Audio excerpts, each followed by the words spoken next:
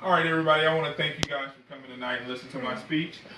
Quick show of hands before we get started. Who all voted for Donald Trump? Actually, don't raise your hands because it doesn't really make a difference on whether you voted for Donald Trump or not, because he is now our 45th president of the United States. And on his road to presidency, he made a lot of promises in his campaigns that he was going to make changes to the federal government. Now, within the first 4 days of office, Trump was adamant about making good on his promises, so he actually signed some executive orders. He signed an executive order to restrict the abortion access and already started making moves to repeal the Obama Affordable Care Act. Now, according to Fox News, Trump signed 17 executive orders once getting into office as of February 6, 2017. Now, one of the first orders that he actually signed was hiring 5,000 Border Patrol agents to secure our border patrols. And he also decided to construct the actual 1,900-mile wall that's going to be built in order to protect us, keep the illegal immigrants out of the United States. Now, one of the promises that he did make about construction of this wall is that the American people would not have to foot the bill for this wall. So what he did was he created a tax on imports and exports of goods coming in and out of New Mexico. Now, another thing that he actually dealt with was the revival of the Keystone Pipeline. Now, what he did was he allowed the expedition of permit processes done by the environment, and he also maximized the use of U.S. steel in the pipeline. Now, he's promised that this will create a lot of jobs for the American people.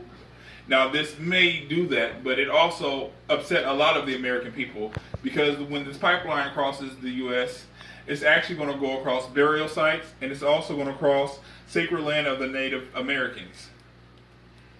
Now, another order that was signed by President Donald Trump was he put a ban on federal funds given to groups who perform abortions or who are in support of abortions. Now, another notice was that he actually started a hiring freeze on some of the government workers to shrink the size of the government. Now, the branch of the government that wasn't affected in this policy change was the military, because he feels that our military needs all the money and grants that we have in place to keep our land secure.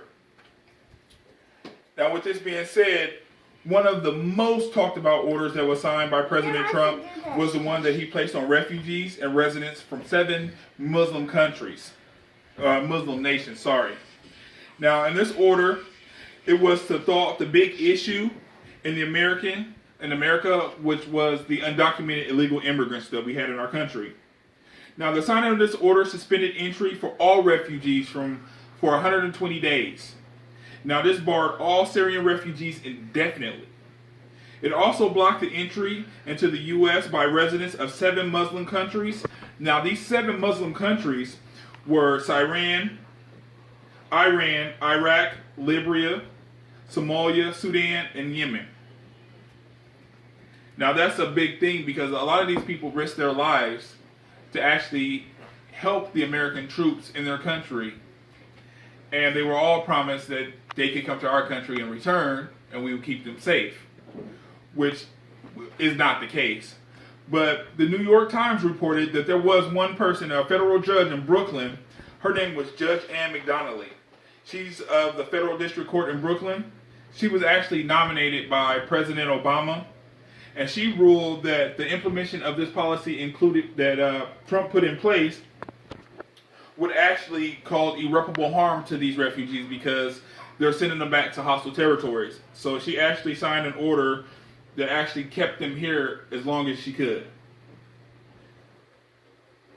Now, also, one thing I want to talk about here is going to be the American Action Forum.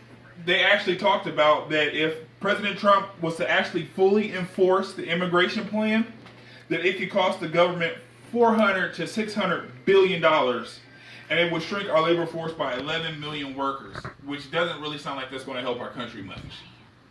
Now, if you have any questions or you need anything, any suggestions that might help this speech or any information that you feel that I may have left out, you're more than welcome to catch me after this speech here and we can actually discuss that. But once again, I want to thank you guys for coming out and showing your support. of this speech for our President Donald Trump. So once again, I want to say, regardless of how you feel about it, he's making changes to our country. And one of those changes are affecting everybody. So I want to once again tell you guys, thanks for coming out, and I appreciate you taking the time to listen to this speech.